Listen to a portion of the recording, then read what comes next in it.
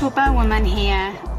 This video is about wrapping feathers, fletchings on the arrows. This is different slightly because I've done a couple of other videos wrapping fletchings. This one is not using any jigs and nor any glue to put the fletchings on, not a little dribble of it either. And I've been working on this technique, as some of you already know, because I've put a little short video, preview video, out on some social networks, and using these barred feathers for practice.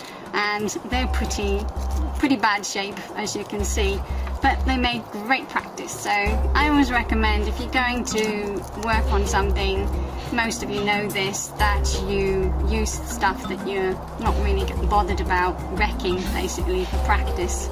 So I should put them away. I'm going to be using these fletchings. They're 4 inches long. They are shield cut, zebra barred, these two, and obviously the normal black fletching.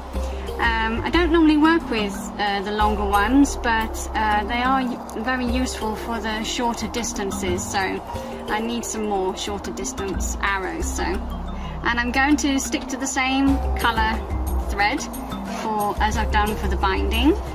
You've probably seen a video like this. I've seen a video of mine where I show you how to do binding on self-knocks to protect them from splitting. And also the self-knock, I've done a video on that as well. This particular one, how you make this self-knock, and also the point, because this shaft is all ready to go apart from the fletchings, how to put screw points on using just the heated method, because again, this is not glued. And I've been using other shafts with the same, with normal brass bullet points and these points, and I've not had one come out yet. I've shot them so many times and they've stayed on, they're solid. The only thing I need to improve on really is the tapering. It's a bit of a mess. I need to work on that, and when I do and get it perfect, I shall make another video of that as well. So here we go. One last point before we put the fletching on is which way round and how to put on the fletchings. With regards to the shaft, you may be able to see that it's got, with the grain, it's got quite a lot of points here running all the way down the shaft, and I've got the pointed bits facing towards the knock of the arrow, which when it's on the bow it will be facing towards me, and underneath, directly underneath the arrow, you've got them going the other way, this way here. Oh, sorry, I'm going blind. You've got them going down towards the point, and that's the way you want it facing. The reason why is if the shaft were to break on loosing the arrow, these are the weaker points of the shaft, and basically they won't go into your hand. Pretty nasty. So yeah, that's the reason why you do that. You want to put, I've done the knock so that the points are directly on top of the shaft facing towards me, and directly underneath facing towards the point. And I'm going to want to put this feather, which is the cock feather, directly on the top. Please bear with me for the ones that already know this already. Please be patient, because I wanted to put this in for the benefit of those that they're new to it and they're not sure. As you can see, I'm going to put it directly on the flat part of it, not on the open part, but directly on the flat part. Okay, I get it confused. I think it's called the closed part, I'm not sure, but anyway. So here we go. Thank you for bearing with me so far. We've got a bee come to join us, coming for the pollen. Right, so I decided to stick with, as I said, with the thread. Oh, there's a bee. He's too busy getting his pollen, that's okay. And it goes nice, I reckon, with the fletchings. So what you do is same as before. This thread, by the way, it's made by a German company called Gutermann, and just for the sake of YouTube, I'm not sponsored in any way, shape or form, or getting any form of payment or royalties or anything for just saying that, by the way. It's about 0.8 millimeters thick. It's upholstery thread. You can get it. It's called fletching thread when we get it from the archery shops over here. But you can get upholstery thread, and it's really strong, really good to work with, and it's very thin. If you see in my other videos, the 2 wrapping ones that I've done, whipping it's called as well, this process, you'll see how they sit really lovely on the shaft or the quill of the feather. It really sits lovely in amongst the barbs, and it doesn't split the barbs, so really good to work with. I would highly recommend it. So, and it comes in lots of colors, so you can play. Right, so first of all, make the loop. Make it big enough so the reel can fit through nice and easily, and then place. Make sure that you have your shaft the right way up with regards to the running of the grain and the flat part of the knock, and place it on the shaft. You can measure, make sure that you've got it where you want it, that's about right, and start to wind for the beginning process. Don't do it tight as I have done in the past videos. The reason being, you'll see in a minute.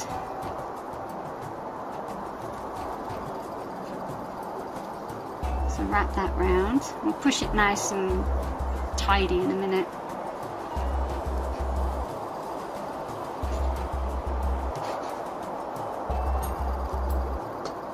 Got that slightly off center because I don't want it in the way of my fletchings when I put them on. Just hold that there a second. So I'm going to put the first one, the cock, the black one. And all I'm going to do, you can see, is just prise it underneath and use my fingers, my thumb, just to ease it. That's why you don't do it tight, otherwise you won't be able to get it in there. And that's just to hold it while you're putting on the other fletchings. Like so. Make sure it's dead center.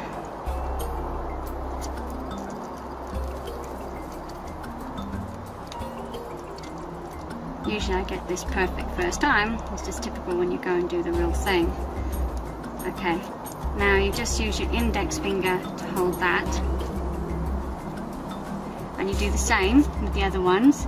You also get used to knowing the space between the fletchings just purely by eye when you've done this a few times.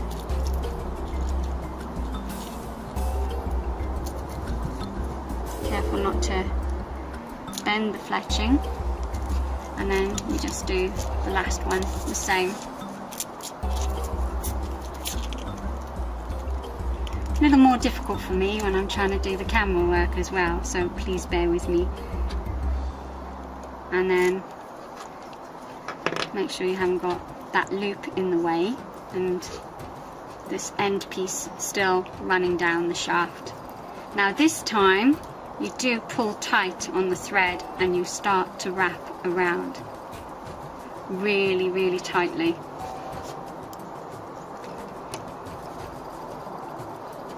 I'm going to go a bit higher than I normally do to make sure that it's all in there nice and secure.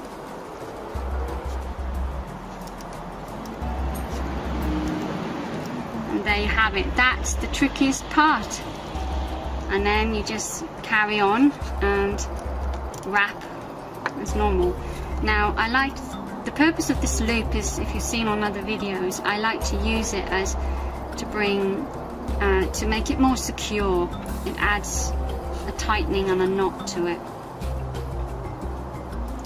Okay, so thread the reel through the loop. Okay, so what you do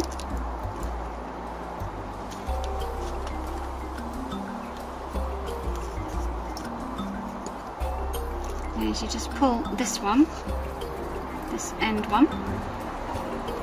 Pull it. Make sure you don't catch any of the barbs. And then grab both ends. Always seems to like to go in that middle, I don't know why.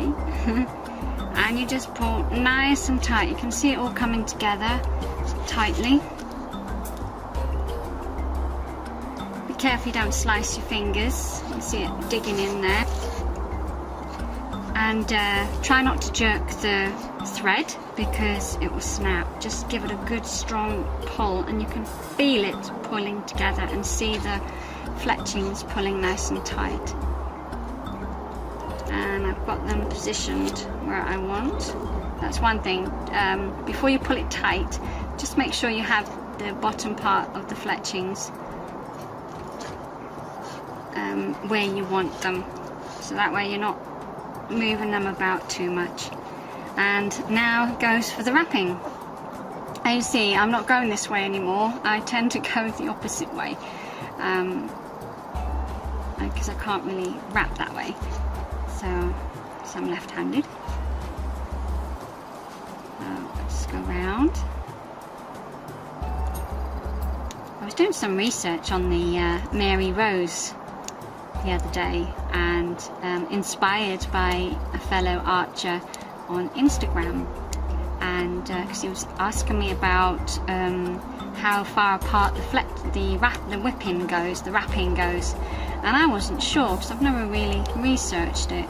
But as it turns out, I went and it was really interesting. I went to the Mary Rose website, and they do the wrapping on the arrows that they actually found on the ship. The wrapping was usually around 3 to 4 wraps per inch. So for this arrow, you're looking at is 4 inches. So you're looking at, if I was to do 3, it'd be 12 wraps altogether, or 16. So I'll see how I go. In my past videos, let me just get started, sorry, I'm so busy yakking.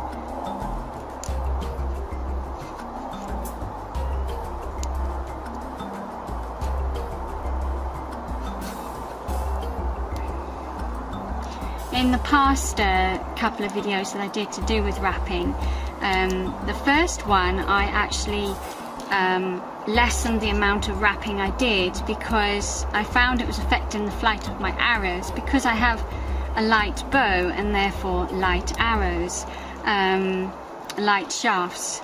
So but I'm going to give it more this time, obviously, because there's no glue and no bonding glue, and also this is a self knock, so I've actually taken some of the wood out of the shaft and there's no plastic knock on it, so it's actually made the shaft a little bit lighter in logic thinking anyway. I haven't actually weighed it, so I couldn't say for sure, so I'm not so concerned this time. I don't think it will affect its flight like it did before. So this, if you just look at what I'm doing, I'm actually doing it really tight, but I'm not pulling downwards on the barbs like this. I'm pulling tight this, like this way, vertically towards, this is horizontal and vertical and downwards, not across and down, because what you do, you just rip the barbs off the shaft of the fletching. And this way you're securing them down nice and tightly, because you're not using glue. It really secures it down onto the shaft. You can see it pulling down on the shaft as I do it. Some of you may be wondering, well, why don't you use glue? I do sometimes, and I have used jigs in the past as well, but I kind of like to explore different methods and techniques. I'm sure I'll be exploring more in the future. So, but yeah, and I have got some arrows without glued fletchings, and I've shot them loads and loads of time, and they're still going well, and they're quite accurate actually, and they've hardly moved from their original place. Occasionally a slight adjustment, but I haven't had to rewrap them or glue them down to hold them in place. They've pretty much stayed where I originally put them.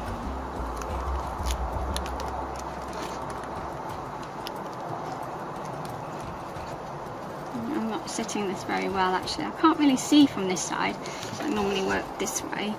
But I want you to get the angle to see it nicely. I can't really see what I'm doing.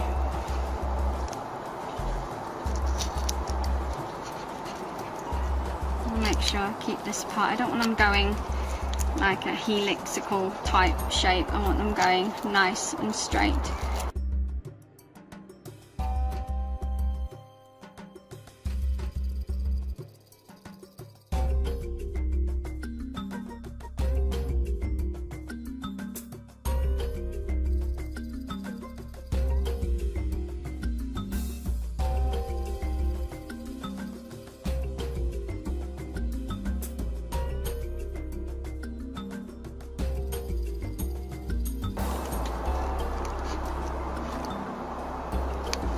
This is where it gets a little more tricky, and this one wants to bend over. It's got a very big bend to it.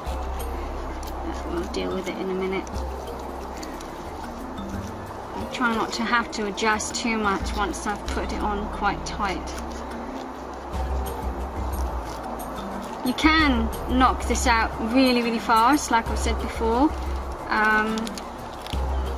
I actually, as I said before, I really enjoy doing this, so I like to take my time.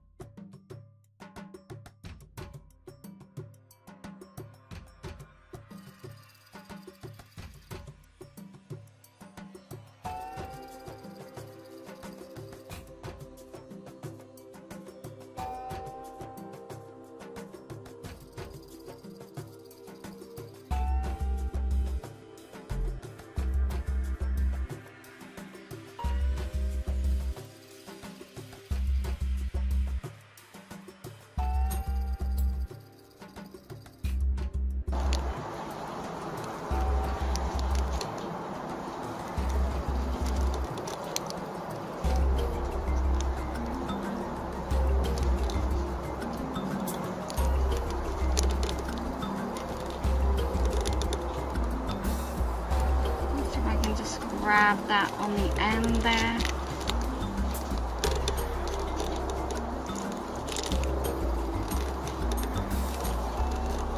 Make sure it's all covered nice and tight.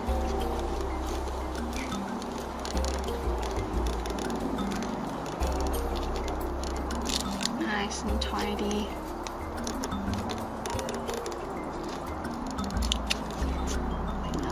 Nicely.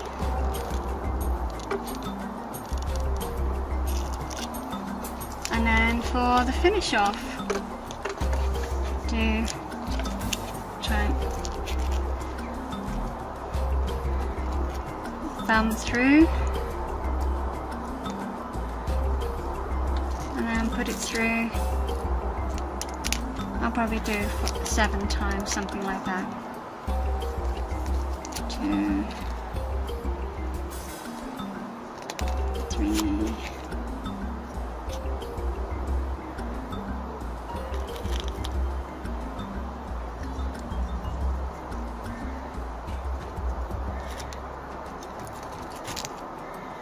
4,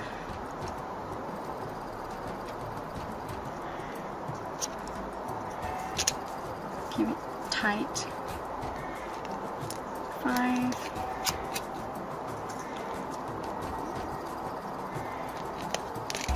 6, 7,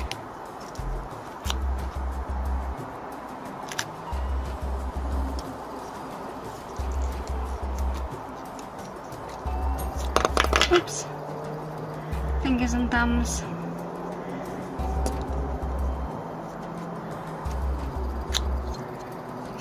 I think that would do nicely. 7, and do 10 or 15 if you've got longer. And just, I don't need the end anymore, so just cut with a knife, and then put that, place that out the way on the fletching, like that, and you just wind it back toward against the fletching.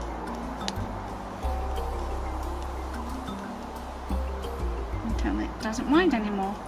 And you can either, like you do with the cotton reel down here, is push it through to make an extra secure knot, or just simply pull, which I will just simply pull.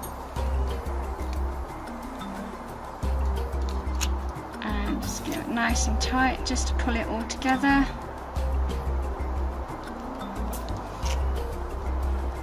Nice and tidy.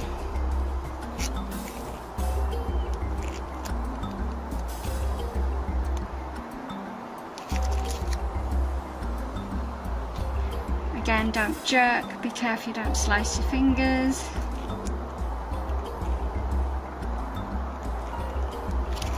And lovely. And there you have it.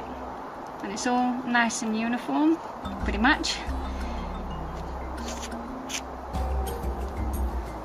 And then to finish off, I tend to, as you know, burn it.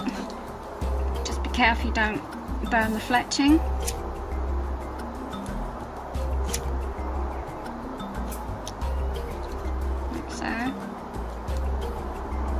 Which I have. That's okay, it's coming off anyway. That's okay. And do the same on the other side.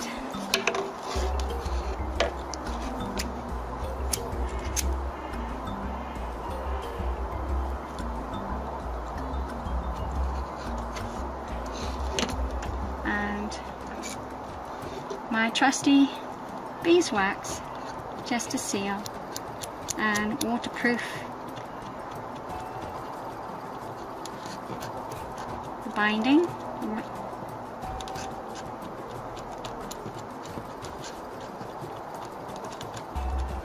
And the same on the other side. Careful not to get it on the fletching. Make sure you just do that bit where you've burned. But you don't even have to use wax if you don't want to, but I like to use it as a, I suppose it is a bit of a glue, but it's kind of binds it together, but mostly for waterproofing. And then I do the same with this bit here.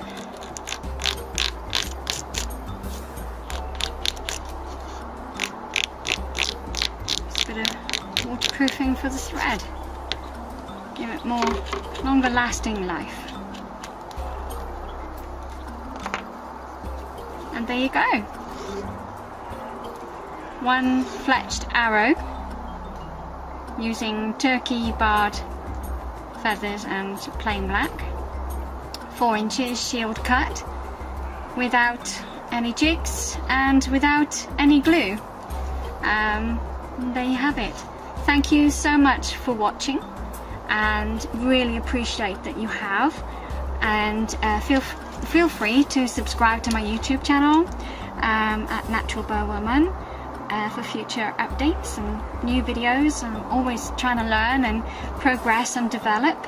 And yeah, feel free to like, share with anyone who you think will benefit from this or will enjoy the video. And any comments, would really appreciate it. Take care for now. Bye.